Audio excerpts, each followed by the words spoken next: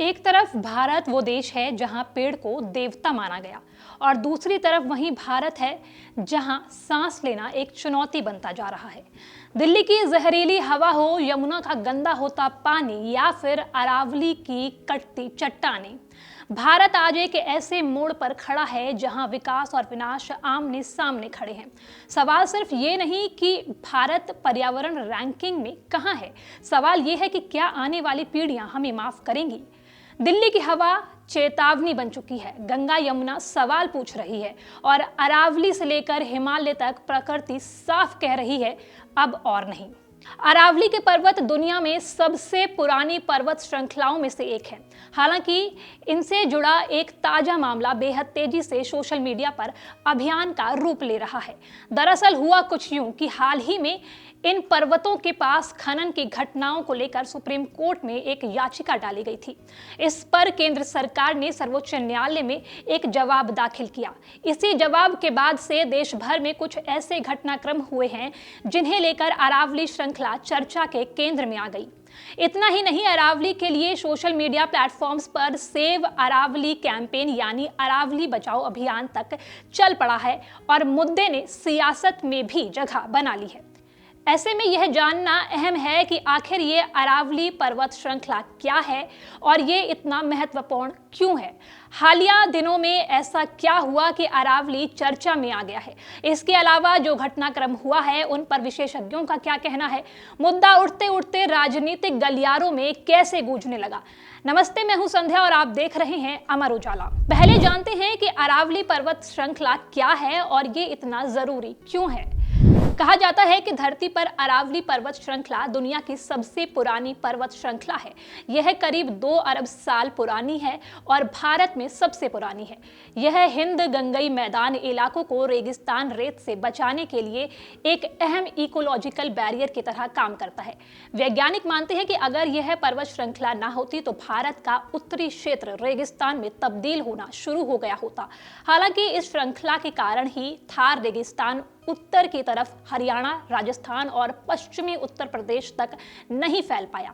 इतना ही नहीं, अरावली थार रेगिस्तान और बाकी क्षेत्र के बीच जलवायु को संतुलित करने में भी अहम भूमिका निभाता है। इसके अलावा पूरे क्षेत्र में जैव विविधता और भूजल के प्रबंधन में भी ये श्रृंखला बेहद अहम है। इसकी वजह से ही दिल्ली से गुजरात का करीब 650 किलोमीटर का क्षेत्र प्राकृतिक तौर पर विभिन्नता बरकरार रखने के लिए महत्वपूर्ण है। यह रेंज चंबल, साबरमती और लूनी जैसी नदियों का स्रोत भी है। इसमें बालू के पत्थर, चूना पत्थर, संगमरमर और ग्रेनाइट का भी भंडार है। इसके अलावा लेड, जिंक, कॉपर, सोना और टंगस्टन जैसे खनिज भी इस पर्वत श्रृंखला में पाए जाते हैं।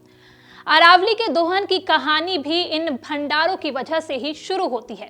ऐतिहासिक तौर पर अरावली से बड़ी मात्रा में खनन होता रहा है। हालांकि बीते 4 दशक में यहां से पत्थर और रेत का खनन बढ़ा है। अब आलम यह है कि अरावली के खनन की वजह से वायु गुणवत्ता बुरी तरह प्रभावित होती है और यह आसपास के राज्यों में AQI खराब करती है। इतना ही नहीं, खनन की वजह से आसपास के भूजल पर फर्क पड़ रहा है। इन स्थितियों के चलते अलग अलग समय पर अरावली के अलग अलग क्षेत्रों में खनन अवैध किया गया है। अरावली के संरक्षण को लेकर आखिर नियम क्या है। चूंकि अरावली पर्वत श्रृंखला पूरे भारत के जलवायु के लिए अहम है, इसलिए इसका संरक्षण भी बेहद जरूरी है। ऐसे में पर्यावरण मंत्रालय ने खनन के दुष्प्रभावों को देखते हुए सन 1990 की शुरुआत में ही कुछ नियम लागू कर दिए थे, जिसके जरिए अरावली के आसपास खनन को रोका गया। इसके तहत सिर्फ मंजूर किए गए प्रोजेक्ट के तहत ही खनन हो सकता था। हालांकि इन नियमों की लंबे समय तक धज्जियां उड़ाई गई। 2009 में आखिरकार सुप्रीम कोर्ट ने अरावली के संरक्षण के लिए हरियाणा के फरीदाबाद, गुरुग्राम और मेवात जिले में खनन पर व्यापक पाबंदी लगा दी। 2024 मई में सुप्रीम कोर्ट ने अरावली की पूरी पर्वत श्रृंखला पर खनन के लिए नए पट्टों और पुराने पट्टों के नवीनीकरण पर ही रोक लगा दी। इसके साथ ही अपनी केंद्रीय समिति को अरावली रेंज के परीक्षण का निर्देश दिया। इसे लेकर मार्च 2025 में समिति ने अपने प्रस्ताव सौंपे। समिति ने साफ किया कि पर्यावरणीय तौर पर संवेदनशील इलाकों में खनन पूरी तरह रोका जाना चाहिए। इनमें राष्ट्रीय राजधानी क्षेत्र यानी NCR का भी जिक्र किया गया। इसके अलावा पत्थर तोड़ने की इकाइयों पर भी सख्त नियम लागू करने का प्रस्ताव दिया गया। समिति ने कहा कि जब तक सभी राज्यों में अरावली रेंज की पूरी मैपिंग नहीं कर ली जाए और इसके प्रभाव की रिपोर्ट ना पूरी हो जाए, तब तक खनन के लिए नए पट्टे ना दिए जाएं और पुराने पट्टे नवीनीकृत ना हों। कोर्ट ने इस प्रस्ताव को नवंबर 2025 में सुनवाई में भी शामिल किया था। ऐसा नहीं है कि सुप्रीम कोर्ट ने ही अरावली रेंज की सुरक्षा को लेकर सख्त कदम उठाए। केंद्र सरकार ने भी जून 2025 में एक ग्रीन वॉल प्रोजेक्ट शुरू किया। इसके तहत अरावली रेंज में आने वाले 4 राज्यों के 29 जिलों में इन पर्वतों के आसपास 5 किलोमीटर का जंगल वाला इलाका बनाया जाएगा, जो कि बफर की तरह काम करेगा। सरकार का कहना था कि इस पहल से 2030 तक 2.6 करोड़ हेक्टेयर खराब भूमि को फिर से उपजाऊ बनाया जा सकेगा। अब जानते हैं सुप्रीम कोर्ट की वो परिभाषा जिसके कारण अरावली श्रृंखला सोशल मीडिया पर वायरल हो रही है। सुप्रीम कोर्ट ने पाया है कि अरावली पर्वत श्रृंखला की पहचान के लिए अलग अलग राज्य अलग अलग मानक रख रहे हैं। यहां तक कि विशेषज्ञ समूह भी अलग अलग मानकों से अरावली पर्वत को परिभाषित कर रहे हैं। दरअसल 2010 में एफएसआई ने कहा था कि अरावली श्रृंखला में उन्हें ही पर्वत माना जाएगा जिनकी ढलान 3 डिग्री से ज्यादा हो, ऊंचाई 100 मीटर के ऊपर हो और 2 पहाड़ियों के बीच की दूरी 500 मीटर हो। हालांकि कई ऊंची पहाड़ियां भी इन मानकों पर नहीं थी।